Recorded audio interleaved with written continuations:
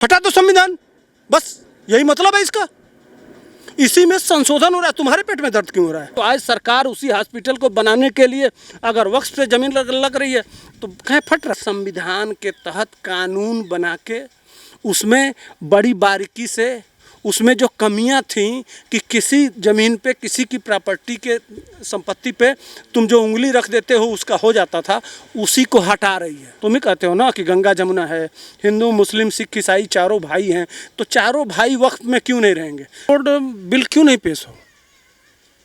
बहुत अच्छी बात है, पूरे देश को स्वागत करना चाहिए। हिंदू मुस्लिम सिख ईसाई सबको सबको सबको स्वागत करना चाहिए। कितनी अच्छी चीज़, कितनी अच्छी बात आ रही है। वक्फ बोर्ड क्या है? क्यों?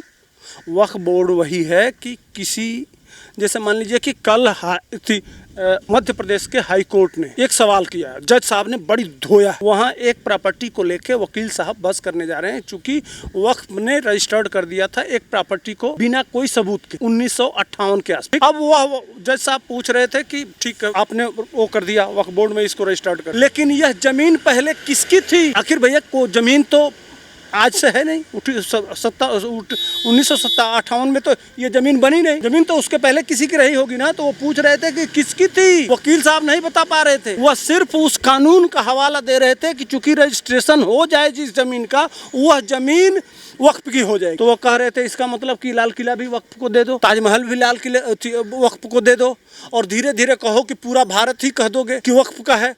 और जब पूरा भारत कह दोगे तो कहोगे कि भैया तब तो संविधान नहीं चलेगा, तब यहाँ डेमोक्रेसी नहीं रहेगी। अब हम क्या करेंगे? तो सरिया कानून चलाएंगे। तो यहाँ क्या चल रहा है भाई? मजाक चल रहा है क्या? कि जिस जैसे मान लो तुम्हारे शरीर पे वक्फ ने उंगली रख दिया तो ये वक्फ की हो गई।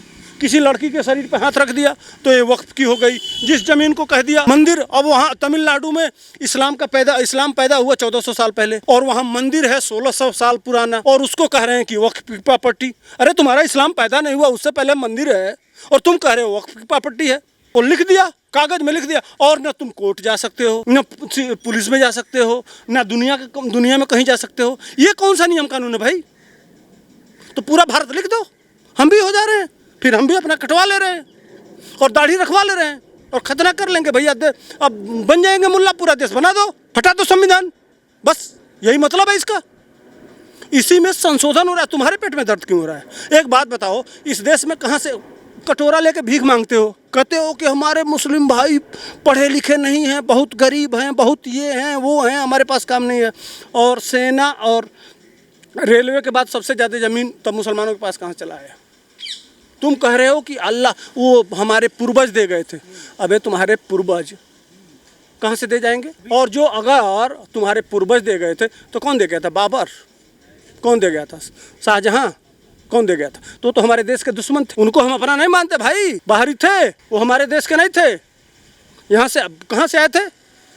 तो उनकी दी हुई चीज़ शत्रु संपत्ति है, हमारे दुश्मन की संपत्ति है, और उसको सरकार को ले लेना चाहिए। शत्रु की संपत्ति अगर है तो उसको ले लेना चाहिए। इसलिए कह रहा हूँ कि तुम्हारे बाप दादा जो बाबर की औलादें थे वो पाकिस्तान में हैं, बांग्लादेश में हैं। हाँ, तो ये भी जिस तरह से वो गांधी है ना, राहुल गांधी है ना, नाम का गांधी और अंदर से खान, उसे बड़ा गर्व होता था कि मुल्ला मुलायम सिंह कहा जाए मुझको। तो आज अखिलेश यादव को भी यह कहलाने में बहुत गर्व है कि मुझको भी अब कहा जाए मुल्ला मुलायम सिंह। नहीं, अखिलेश यादव नया मुल्ला प्याज खाता है ना, नया मुल्ला ज़्यादा प्याज खाता है। तो अखिलेश यादव अभी नया मुल्ला बने हैं, तो नया मुल्ला अब तड़प है क्या? जरूर। एक बात बताओ अखिलेश यादव, वही मैं कह रहा हूँ कि रेलवे और सेना से सबसे ज़्यादा ज़मीन अगर वक्फ के पास है, तो अगर सरकार ले ले, उस पर हॉस्पिटल बनवा दे। तुम ही कहते हो ना कि मंदिर से ज़्यादा ज़रूरी हॉस्पिटल है, कहते हो ना कि मंदिर से ज़्यादा ज़रूरी हॉस्पिटल है। तो आज सरकार उसी हॉस्पिटल को बनाने के लिए अगर वक्फ से ज़मीन लग रही है तो कहीं फट रहा है? आज बनवाओ ना। अब मंदिर से ज़्यादा स्कूल होना चाहिए ना। स्कूल कहाँ बनेगा? उसके लिए ज़मीन चाहिए ना। तो रेलवे और सेना से सबसे ज़्यादा ज़मीन जो मुसलमानों के पास है वही तो मांग रहे हैं। भैया तुम अपने कफन दफन के लिए जो ज़मीन तुम्हारे पास है वो रख लो, बाकी दे दो। शत्रु संपत्ति है वह, और कुछ कर नहीं रहे हैं। उसमें नियम कानून है। अच्छा, उसमें जो जज होंगे, जो तुम्हारा पैनल होगा, खाली मुसलमाने का है। तुम ही कहते हो ना कि गंगा जमुना है, हिंदू मुस्लिम सिख ईसाई चारों भाई हैं, तो चारों भाई वक्त में क्यों नहीं रहेंगे? खाली मुसलमान क्यों रहेगा? खाली मुसलमान क्यों रहेगा? इस पे सेकुलरिज्म नहीं, इस पे सेकुलरिज्म, इसके लिए सेकुलरिज्म नहीं चाहिए। सेकुलरिज्म इसके लिए भी तो चाहिए भाई। यहाँ सेकुलरिज्म कहाँ मर जाता है? किस बिल में काम? तुम रोना और विधवा विलाप क्यों करने लगते हो दोगलों? आप बताओ ना। सरकार नियम के तहत, कानून के तहत, वो भी ऐसा नहीं है कि सरकार कोई पुलिस भेज के तुम्हारी ज़मीन कब्जा कर रही है या तुमको खड़ा करके गोली मार रही है जिस तरह से बांग्लादेश में किया, वैसा नहीं कर रही है भाई। बाकायदे हमारे संविधान के तहत कानून बना के उसमें बड़ी बारीकी से, उसमें जो कमियां थीं कि किसी ज़मीन पे, किसी की प्रॉपर्टी के संपत्ति पे तुम जो उंगली रख देते हो उसका हो जाता था, उसी को हटा रही है। और जांच हो जाएगा कि कोई वक्फ की जो संपत्ति है वो कहाँ से आई है, कैसे आई, कब से आई, क्यों आई, इसमें क्या बुराई है? सांसद है भाई, हमारी संपत्ति सरकार पूछ ले, मेरे बारे में पूछ ले, लेकिन कागज तो तुम्हारे पास है नहीं, कागज तो तुम दिखाओगे नहीं। अपने बाप दादा का कागज नहीं दिखाओगे, अपने खेत बाड़ी का कागज नहीं दिखाओगे, अपने तुम वक्फ का कागज नहीं दिखाओगे। तुम हो कौन भाई? एलियन तो हो नहीं। और यह पूछा जाएगा तो कागज भी नहीं दिखाओगे और कहोगे कि हमारे देशभक्ति पे सवाल उठाते हो। अबे दोगलों, सवाल उठाएं क्यों नहीं? तुम वक्फ पे के आड़ में सरिया कानून तुम लाना चाहते हो, ये नहीं चलने देंगे ना, इसीलिए वक्फ को लाया जा रहा है। अच्छा पांडे जी, एक सवाल आपसे लास्ट करूँगा कि बांग्लादेश में हिंदू परिवारों पे बहुत अत्याचार हो रहा है, मंदिरों में तोड़फोड़ करी जा रही है, कई वीडियो वायरल हो रही हैं जहाँ पे महिलाएं को घर में घुसने की कोशिश करी जा रही है, आग जलाई जा रही है, वहाँ पे आगजनी करी जा रही है। इसको लेकर आप क्या बोलेंगे पंडित? नहीं, एक बात बताओ, वही मैं पूछना चाहता हूँ इन दोगले हिंदुओं से। अखिलेश यादव का एक ट्वीट नहीं आया, ममता बनर्जी का एक ट्वीट नहीं आया, राहुल गांधी का एक ट्वीट नहीं आया, स्टेलिन का एक ट्वीट नहीं आया, जितने असदुद्दीन ओवैसी का एक ट्वीट नहीं आया, अकबरुद्दीन ओवैसी का एक ट्वीट नहीं आया, जितने ये देश के गद्दार हैं, और राफा, और वो राहुल गांधी की बहन प्रियंका वाड्रा, और ये बाप बाप 6 पाती रोती थी, लगता था उसका हस्बैंड मर गया है।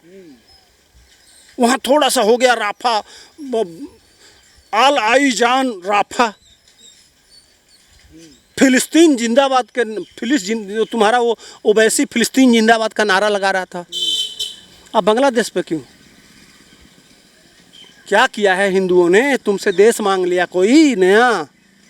तुम्हारे मोहम्मद सल्लल्लाहु अलैहि वसल्लम पे कोई तुम्हारे गुस्ताखी कर दिया?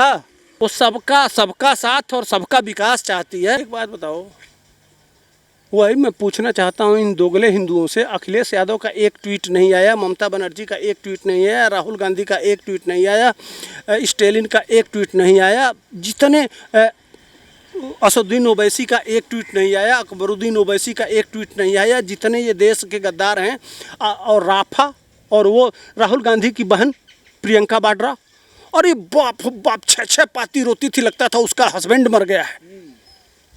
वहाँ थोड़ा सा हो गया राफा, आल आई जान राफा, फिलिस्तीन जिंदाबाद के तुम्हारा वो ओवैसी फिलिस्तीन जिंदाबाद का नारा लगा रहा था। अब बांग्लादेश पे क्यों? क्या किया है हिंदुओं ने? तुमसे देश मांग लिया कोई नया? तुम्हारे मोहम्मद सल्लल्लाहु अलैहि वसल्लम पे कोई तुम्हारे गुस्ताखी कर दिया? किया क्या हिंदुओं ने? यहाँ तो नफरत मत फैलाओ। क्या न क्यों न पूछे ना, सवाल ना करें कि भाई उन्होंने क्या बिगाड़ा, और पूछ दें तो हम नफरत फैला रहे हैं। फिलिस्तीन के लिए रोओगे, उनके लिए गाओगे, उनके जमीन पे रगड़ते रगड़ते सर पटकते पटकते यहाँ काला कर लोगे, और हम वहाँ बांग्लादेश के हिंदुओं के लिए अगर सवाल पूछ दें, फेसबुक पे डाल दें या कहीं लिख दें तो नफरत फैला रहे हैं। अरे दोगलापन कहाँ से लाते हो यार? ये खानदानी है कि कहीं फैक्ट्री खोल रखे हो? कब तक चलेगा ये? उन लोगों ने कुछ नहीं किया, और तुम नाम लिखे हो जमाते इस्लामी, माने इस्लाम का संगठन। तो इस्लाम का संगठन यही करता है। अरे ये सब्जी चुरा रहे थे यार, ये सब्जी चोर हैं। हाँ नहीं नहीं, खेतों में जो लोगों के भंटा, आलू, टमाटर लग रहा है इनके घर में वही प्रयोग होता है। सब्जी चोरी कर रहे हैं यार, और कहते हैं ईमान वाले हैं। अबे बेईमानो, जिस तरह से तुम्हारा कुकर्म है, सारा वीडियो जा रहे हैं, शर्म से डूब के चुल्लू भर पानी में डूब के मर जाना चाहिए। हम तो मूछ रखते हैं ना, मूछ शान है मर्दों की, लेकिन तुम तो अभी कटा के बैठे हो। सिर्फ बकरे की तरह से दाढ़ी रखना, अब तुम्हारी सच्चाई अब पता चल रहा है। दोगलों, बद सुधर जाओ, नहीं तो हम सुधार देंगे।